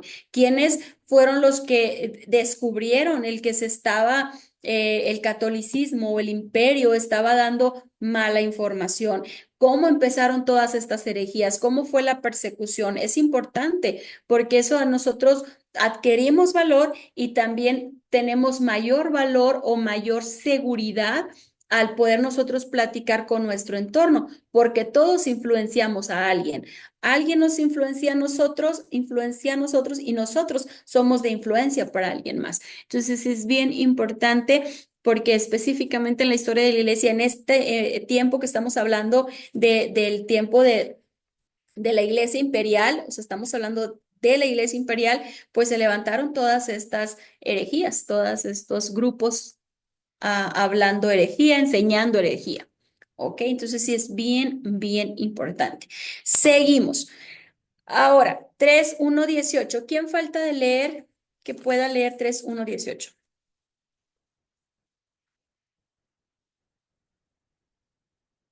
¿Dudas que tengan, hermanos? Ok. Si alguien falta de leer, por favor, que me pueda leer 3:1:18. Lo que pasa es que yo aquí los tengo alineados, pero luego como van hablando se van moviendo, entonces ya ahí me confundí, ya no supe quién leyó y quién no. Por eso les agradezco si ustedes voluntariamente pueden leer el que sigue, que es el 3:1:18. Yo Amén, lo hermano, no hay leo. problema. Está bien, hermano, adelante. Gracias. Ok. Los maniqueos de origen persa, llamados así debido a su fundador, Mani, a quien mataron en el año 2276 después de Cristo por el gobierno persa. Sus enseñanzas eran que el universo se compone de reinos, uno de luz y otro de tinieblas, y que cada uno lucha por el demonio con la naturaleza y el hombre. Ellos rechazan a Jesús, pero creían en Cristo celestial. Eran severos en el ascetismo y renunciaban al matrimonio. fueron perseguidos tanto por los emperadores como por los cristianos. Ay, no, yo cuando lo estudiaba yo decía, ay, señor, ¿de dónde salieron tantos y tantas ideas? Ok, se contradecían, pero bueno. Ok, vamos a leer sobre el maniqueísmo. El maniqueísmo es una religión, herejía, que estableció Manés, también conocido como Maní en Persia. Este líder religioso, que se presentaba como un profeta enviado por Dios, impulsó el maniqueísmo en el siglo III, postulando que el mal y el bien eran principios opuestos que se encuentran en conflicto de manera constante, en pelea. Se trata de una religión sincrética que se propuso trascender el resto de la creencia siendo perseguida por el cristianismo y el islam. Con el tiempo, el maniqueísmo dejó de existir, pese a que algunos movimientos y sectas se siguen definiendo como maniqueas. Para el maniqueísmo, el bien se asocia a la luz, mientras que el mal se vincula a las tinieblas. En el ser humano, la luz es el espíritu que está preso del cuerpo perteneciente a las tinieblas. La forma de poner en marcha el proceso para liberar el espíritu es a través del ascetismo. Eh, es importante señalar que el maniqueísmo dividía a la comunidad en dos grupos, los elegidos y los oyentes. Los elegidos eran vegetarianos y célibes y dedicaban su vida a la oración, mientras que los oyentes se encargaban de servir a los elegidos. Los elegidos al morir llegaban al reino de la luz. En el caso de los oyentes, aspiraban a reencarnar en elegidos. Santo, qué locura. Debido a que era el maniqueísmo, las tinieblas nunca iban a desaparecer. La finalidad de la humanidad era que todos los individuos se convirtieran en elegidos para alcanzar el reino de la luz, alejándose así del mal. El surgimiento o el origen de esta religión tuvo lugar en el siglo III y comienza en la antigua ciudad de Babilonia, pero con el tiempo alcanzó muchas otras partes del mundo, incluyendo el Imperio Romano y China. Se puede decir que entra en el grupo de las religiones universalistas porque estaba abierta a cualquier persona más allá de su etnia, nacional, cultura o de sus ideas políticas. Si bien para su expansión se apoyó en la red de rutas comerciales por tierra y mar que interconectaba casi a todos los territorios de Asia con parte de Europa y África. La ya mencionada persecución por parte del cristianismo hizo que pudiera perdurar principalmente en el este de Asia. Se conoce por el nombre de Bema a la fiesta en el que maniqueísmo celebraba una vez por año. En sus orígenes, este término designaba un asiento de las iglesias cristianas siriacas que se ubicaba en medio del espacio reservado para el obispo, donde también leían pasajes del Evangelio. Para los maniqueos se trataba de un trono con 5 escalones que se cubría con tejidos lujosos. Los 5 escalones eran un símbolo de las escalas jerárquicas propias de la religión maniqueísta. Su parte más alta nunca era ocupada por nadie, ya que se reserva a Mani, el único merecedor de tal posición.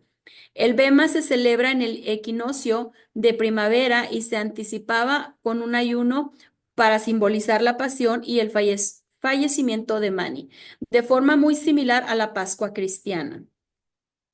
Con respecto a la parte superior del bema, de acuerdo con ciertas escrituras, no siempre se dejaba vacío, sino que a veces se colocaba un ejemplar del libro titulado Arsank, ilustrado por el propio Mani, y escribió para relatar del origen del universo. En la actualidad, la idea de maniqueísmo va más allá de la religión. El concepto se usa de manera peyorativa para aludir a la postura que tiende a realizar una reducción de la realidad, oponiendo lo malo a lo bueno de forma tajante. El maniqueísmo, por lo tanto, implica calificar las cosas como blancas o negras sin matices.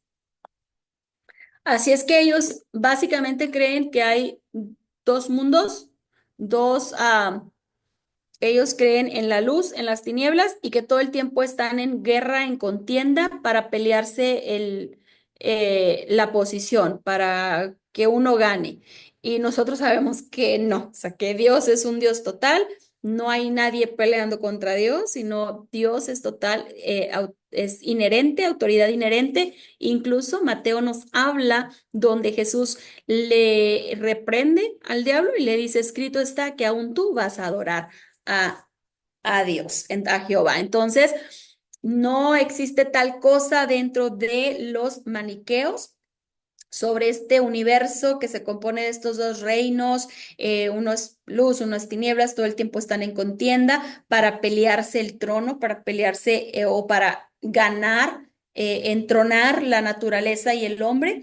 Entonces, no creen en Jesús, pero sí creen en un Cristo celestial. Están medio curiosos, ¿no? Esto es referente a los maniqueos. Ahora vamos, ¿dudas con esta herejía? Bien, Apolinario. ¿Alguien más que pueda leer, por favor, Apolinario? Hermano Javier. Sí, hermano, yo lo leo. Dice Apolinario, obispo de la Odisea, declaraba que la naturaleza divina tomó la naturaleza humana de Cristo, que Jesús en la tierra no era hombre, sino Dios en forma humana. La mayoría de los obispos y teólogos sostenían que la personalidad de Jesucristo era una unión de Dios y hombre, deidad y humanidad, en, en una naturaleza. La herejía apolinaria fue condenada por el Concilio de Constantinopla en el año 38 después de Cristo y fue seguida por el retiro de apolinarios de la iglesia. Un momentito.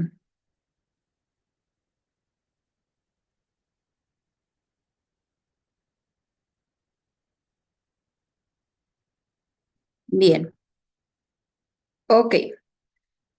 Apolinar, el joven, también conocido como Apolinar de la Odisea y Apolinario, ok, en griego, falleció en el 382 después de Cristo, fue obispo de la Odisea en Siria, es conocido por ser un destacado opositor al arrianismo. Su afán por enfatizar la deidad de Jesús y la unidad de sus personas lo llevó a negar la existencia de un alma humana racional de la naturaleza humana de Cristo.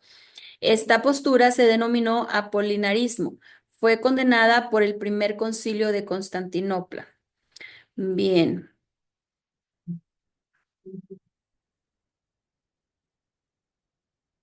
Ok. ¿Quién fue él? Colaboró con su padre Apolinar el Viejo en la reproducción del Antiguo Testamento en forma de poesía homérica y pinadárica, y el Nuevo Testamento al estilo de los diálogos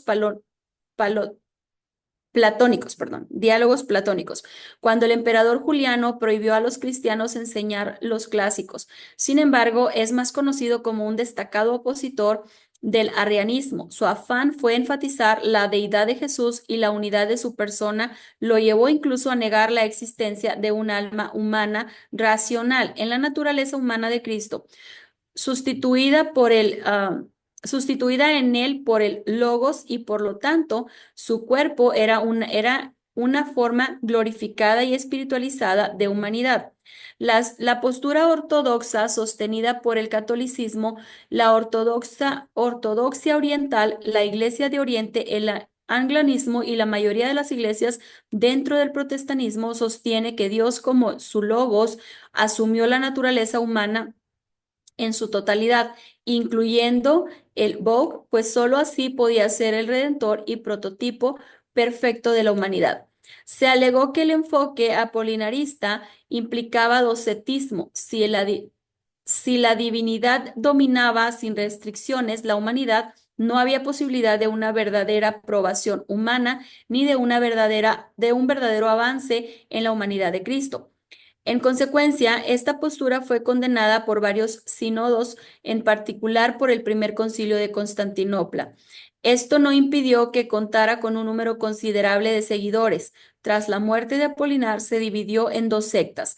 La más conservadora, Vitalianos, tomó su nombre de Vitalis, el apolinarista, que pretendía la sede de Antioquía. La otra fue Ptolomeos. Añadió la afirmación de que las dos naturalezas estaban tan funcionadas que incluso el cuerpo de Cristo era un objeto digno de adoración.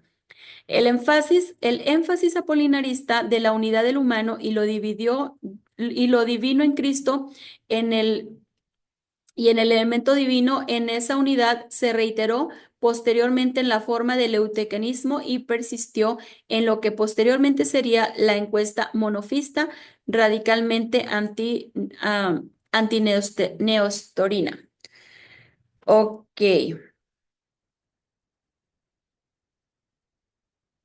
Tiene muy pocos escritos hoy en día. Bueno, esto es el Apolinario, el obispo de la Odisea. ¿Dudas, hermanos?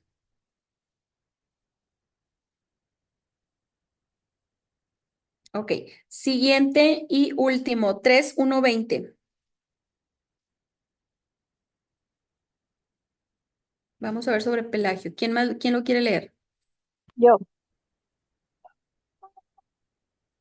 Dice, Pelagio, un monje venido de Gran Bretaña a Roma, como en el año 410 después de Cristo, su doctrina era que nosotros no heredamos nuestras tendencias pecaminosas de Adán, sino que cada alma hace su propia elección, ya sea de pecado o de justicia, que cada voluntad humana es libre y cada alma es responsable de sus decisiones. La doctrina de Pelagio fue condenada por el Concilio de Cartago en el año 418 después de Cristo. O sea, ni para bien ni para mal, pero bueno, vamos a ver sobre este monje. Pelagio fue un monje británico ascético y acusado de heresiarca que vivió entre los siglos 4 y 5 después de Cristo. Sufrió una dura persecución por parte de la Iglesia de Roma tras enseñar ideas heréticas por los líderes de esta, como su negación del posteriormente llamado dogma del pecado original. Paradójicamente, antes de esto, había gozado de cierta popularidad entre la curia romana y el propio San Agustín de Hipona, que luego sería uno de sus más feroces críticos. Llegó a definirle como santo varón. Sus ideas fundarían posteriormente la corriente herética. Ok. Controversias. Es difícil exponer una visión imparcial de Pelagio y su influencia. Tanto la Iglesia de Roma como las doctrinas protestantes lo consideran herético y condena sus trabajos hasta el punto de que se han acusado, perdón, de pelagianismo. Entre sí, en varias ocasiones a lo largo de la historia, la Iglesia ortodoxa, por su parte, no ha llegado nunca a pronunciarse sobre el tema, pasando por alto. Ok,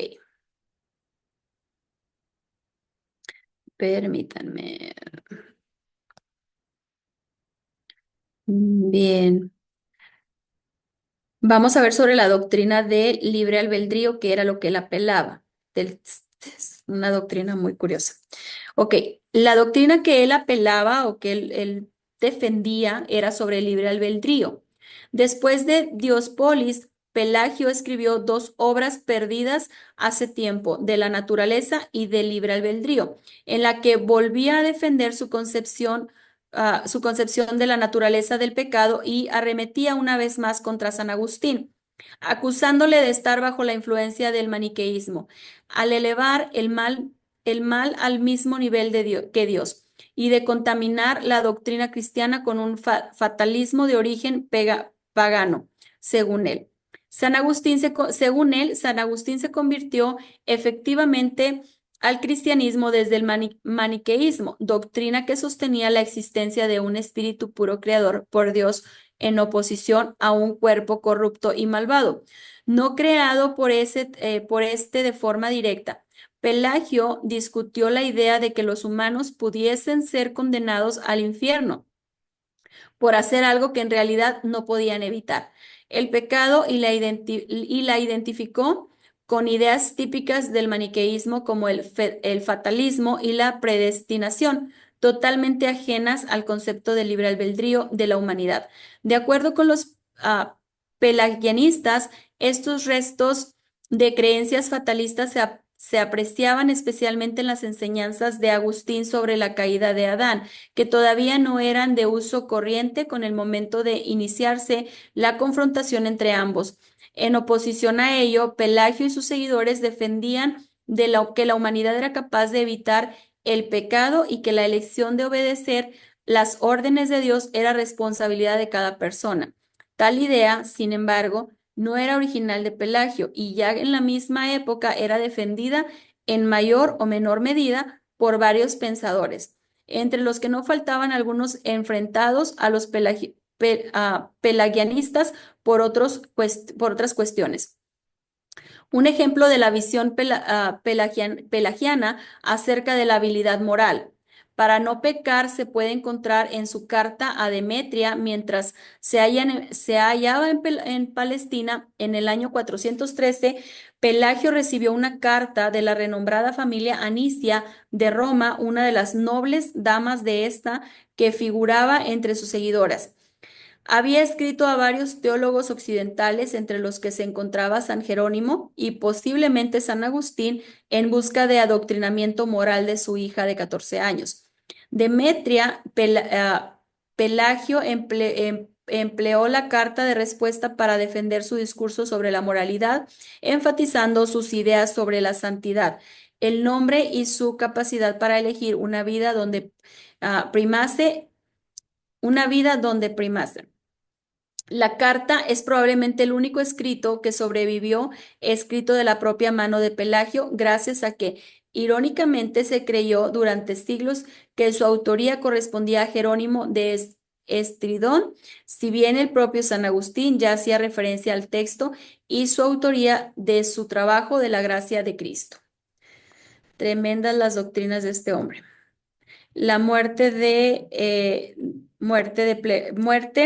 Pelagio murió probablemente en Palestina en el año 420 después de Cristo, según según se desprende de algunas fuentes, aunque otras llegan a adjudicarle 20 años más de vida. En cualquier caso, se ignoran las causas y circunstancias de su fallecimiento.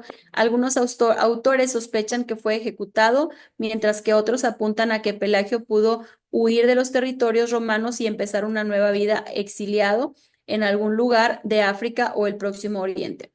Las doctrinas pelagianas se siguieron difundiendo tras la muerte de su autor, aunque posiblemente modificadas por los propios seguidores de Pelagio a sus enemigos. Durante un tiempo, el pelagianismo y el semipelagianismo tuvieron seguidores en Britania, Palestina y el norte de África. Esto referente a la doctrina de Pelagio. ¿Dudas? Que estaba mi esposa aquí. No, creo que está por allá, sí. ¿Dudas, hermanos? No, en la clase.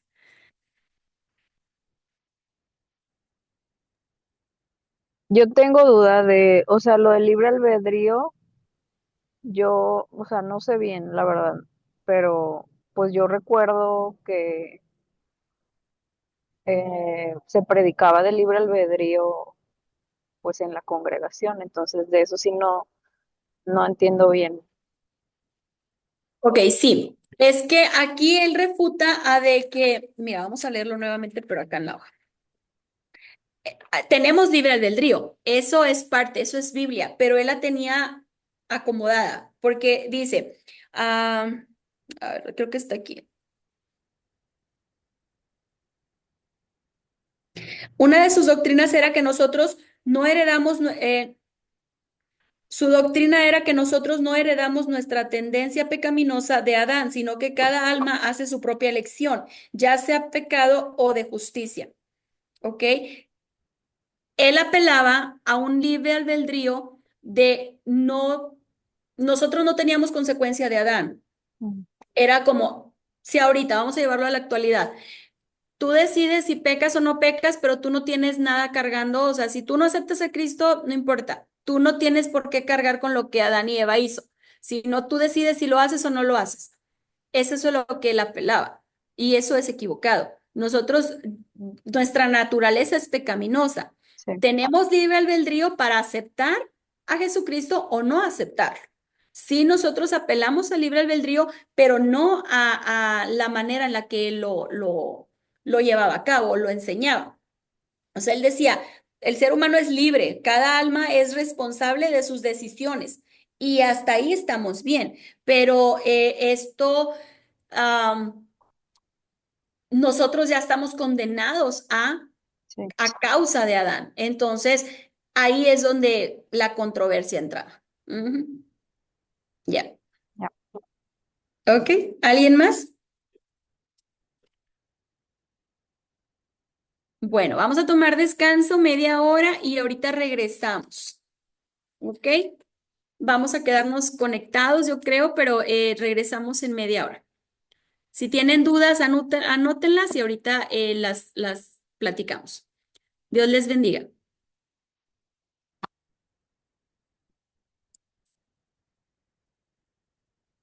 Regresamos a la clase.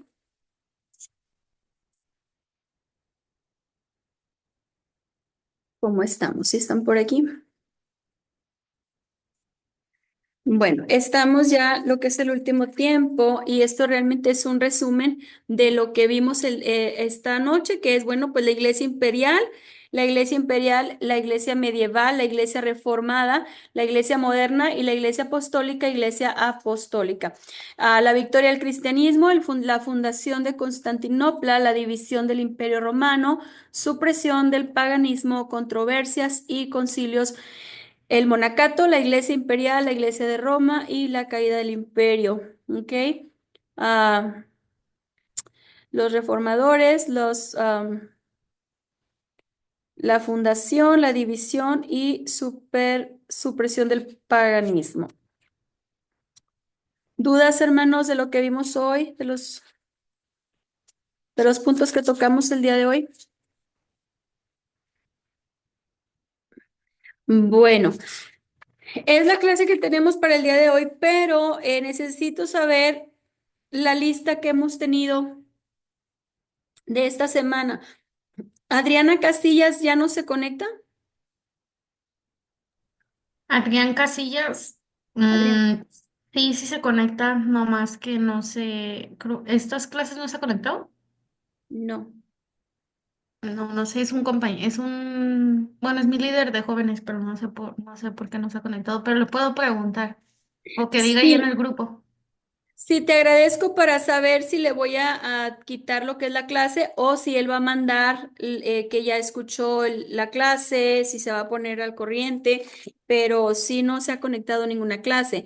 Entonces, si por favor le pueden decir a Adrián Castillas que tiene esta semana para ponerse al corriente con las clases y el próximo martes no puede faltar, tiene que estar conectado para validarle el mes, porque si no va a ser difícil y va a tener que, no sé cómo estén llevando por Zoom la, este, las materias o la revalidación de materias, pero sí necesito que el próximo martes se conecte y que ya se haya actualizado con estas tres clases que hemos llevado para poder cerrar mi clase, ya que próximo martes es la última clase que tenemos y tengo que mandar el reporte. Alejandra Briceño Madrigal no se ha conectado tampoco. ¿Saben alguien de ella? Ella tampoco no, ya tiene varias clases que no se conecta, o sea, varias materias. Varias materias, ok, entonces la vamos a poner inasistente. Bien. Claudia, la primera clase te conectaste, ¿verdad? En la segunda no te conectaste, Claudia Jaramillo. Sí, en la anterior no me pude conectar. No sé si estaba pidiendo algo para validar que hayamos visto la grabación o... Tengo entendido que lo que les piden es escuchar la clase, la grabación y hacer como algo de 3 minutos, me parece como un resumen de 3 minutos de la clase. La Sí. envían, no sé si al grupo, para poderla validar. Normalmente se la enviamos al maestro.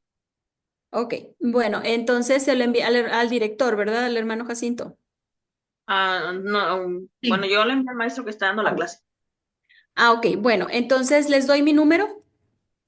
Sí, creo que yo la tengo en WhatsApp. Bueno, sí, a Claudia sí. Bueno, los demás sí te están pendientes para que anoten mi número, por favor. El área es 361, creo que se marca de México para acá, 001 361 933 7395. 7395. Correcto. Sería 001 933 7395. Para que por favor me envíe, Ajá. Claudia, la segunda clase que fue del 11 de marzo. Un minuto, 2 minutitos con un resumen de la clase que dimos ese día. Ok, Disculpe, ¿podría repetir el número que no lo alcancé a notar? sí, es 001 361 933 7395.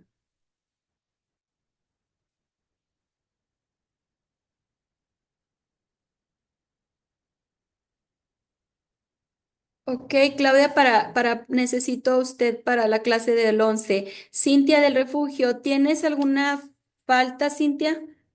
La primera clase sí estuviste, ¿verdad? Sí, la que no fui es la pasada, pero ya vi la clase. Nada más me falta mandar el de este, pero ya lo vi. Perfecto, entonces espero a que me lo envíe para poderla poner asistencia. Ujú. Janet Acevedo,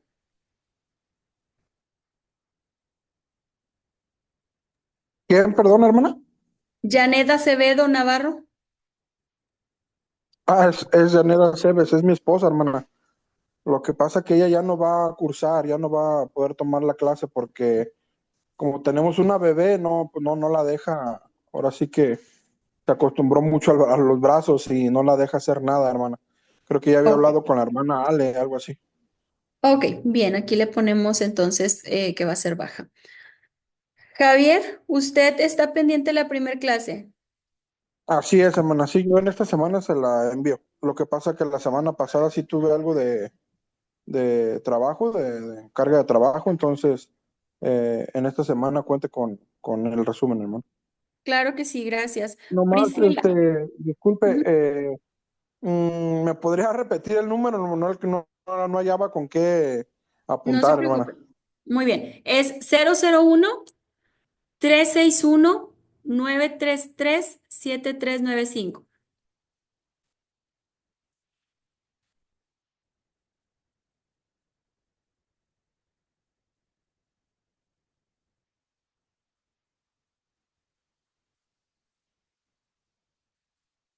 Nada más para confirmar, hermana, es 001 36 361 Ujú. 933 73. ¿Y los otros dos me faltaron, hermana? 95. Ok. Ujú. Sí, 001 361 933 7395. Ok, hermano, de acuerdo. Gracias. Perfecto, entonces espero su resumen, hermano. Priscila, ¿tienes alguna ausencia, Priscila? Creo que usted sí ha estado, no, a ver, Priscila Priscila creo Castillo. que hoy no se conectó, pero sí se conecta ella normalmente. Ok, no se conectó. Sí, yo la recuerdo a ella la semana pasada, no está hoy. Ok. Bueno, si pueden pasarle mi número y es que me envíe el resumen para poderla poner, marcar asistencia. Ok, Saraí Enedelia Vázquez. Sí, yo la clase de ayer, se la envío. Le envío el resumen. Digo, de la semana pasada. De la semana pasada, ¿verdad? Estuvo pendiente. Ok. Sí. La primera sí la tengo aquí. Jimena Valenzuela. Yo sí me he estado conectando, En o las sea, tres, ¿verdad? sí. Ok, nada más. Edelmira solamente nos faltó hoy, la semana pasada también estuvo. Ok, también si le pueden dar mi número a hermana Edelmira para que cheque la clase de hoy y así pueda conectarse, checar la clase y mandarme el resumen para poner la asistencia. Sí, Bueno, yo se lo paso, hermana. Yo soy su nuera. ok, muchas gracias. Entonces, bueno, estamos bien con la lista. Son los únicos que no están es Alejandra Briceño y Janet Acevedo, ¿verdad? Son las únicas personas que ya no se van a conectar. Perfecto. Bueno, pues, ¿tienen alguna pregunta para mí?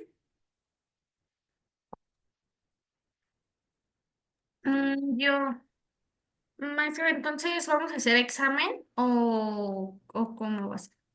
No, no, no. El trabajo que hicieron de la tesis de Martín Lutero, ese se los voy a contar como examen. A Ah, menos que entonces, el director, sí, a menos que el director me diga algo diferente, pero hasta ahorita eso sería su examen. Y lo de todos la lo, investigación, ¿verdad? Pero se lo vamos a mandar. no, ya lo expusieron. A ver, yo aquí tengo, ok. Es que como fue la clase pasada, entonces también se lo envió por audio. No, la próxima semana lo va a exponer. Los que Ah, no lo expusieron la próxima semana. En la última clase lo van a exponer. No lo tienen que enviar. La tarea era que buscaran a las 95 tesis de Martín Lutero. Por supuesto que las leyeran, vieran sobre Martín Lutero y me dieran un resumen de él, de lo que él hizo, el reformante. Ujú. Esa era la tarea, el trabajo. De, Hermano, una pregunta. ¿sí? Entonces, ¿lo mío sí contó como el trabajo? Yo ve Sí, que... porque usted alcanzó a entrar en ese día, solo de usted sí Ah, contó. ok, Sí. ok, gracias, hermano. Ujú. Yo tengo una duda, hermana. Por ejemplo, ya ve que, bueno, yo no entregué lo del trabajo, no investigué. Esta clase que viene, lo voy a presentar, ¿verdad? Claro, Ok. sí, sí, claro. Sí. Ujú. Sí, nada más quiero estar segura. Claudia, usted tampoco lo entregó, ¿verdad? No, Sobre yo las... tampoco. Ajá, no. La semana pasada no me pude conectar. Ok, Cintia, usted tampoco. no. Cintia no. Eh, Javier sí alcanzó a estar. La hermana de Elmira también. Jimena, usted también está pendiente. No, Jimena, usted sí estuvo. Usted sí lo presentó, ¿verdad? O sea, fue en la clase. Fue O la sea que, clase pasada. sí, Sí, sí, sí, sí, usted sí sí, lo sí, presentó. ok, Aquí la sí. tengo, sí. Sí, usted sí lo presentó. Ok, Saraí, Saraí la tengo pendiente. Usted no lo presentó, ¿verdad? No, yo no estuve en la clase pasada. Entonces, próximo martes lo presenta. Priscila, bueno, pues no la tengo. Ujú. Javier sí alcanzó a entrar. Cintia, Claudia. Bueno, pues sí, las que están pendientes sería para la próxima semana. ¿Ok? Bien, y esa sería prácticamente el examen, a menos que el director me dé otra indicación, pero hasta el momento ese es el examen. Bueno, pues entonces sería la clase de hoy sería terminada. Vamos a ir a capilla para prepararlos allá, para cuando salgan los alumnos ustedes ya estén listos. ¿Tienen alguna duda para mí? ¿Alguna pregunta? Todo bien, ok. Bueno, entonces vamos a despedirnos de la clase, vamos a ir para capilla, pero antes, si puede acompañarnos en oración, Claudia. Sí, hermana. Bueno, vamos a orar. Señor, te damos gracias, Padre, gracias porque el día de hoy nos permitiste concluir otra clase más, Señor, donde estuvimos aprendiendo. Te damos gracias porque tú estás con nosotros, Señor. Te pedimos que sigas dándole sabiduría a nuestra maestra, Señor, que sigamos aprendiendo, Padre, y que los que están pendientes de conectarse, Señor, Espíritu Santo, tú los ayudes tal vez por sus cargas personales, Señor, se les ha dificultado, pero tú conoces los corazones, Señor, y te pedimos que los ayudes para que ellos puedan seguir en esta decisión que han tomado, Señor. Te damos gracias el día de hoy y que lo que hemos aprendido sigamos meditándolo, Señor, para que podamos ponerlo por práctica en un futuro, Señor. Te damos gracias en el nombre de Jesús. Amén. Amén. Ok, bueno, pues vamos para capilla, hermanos, y Dios les bendiga. Nos vemos próximo martes.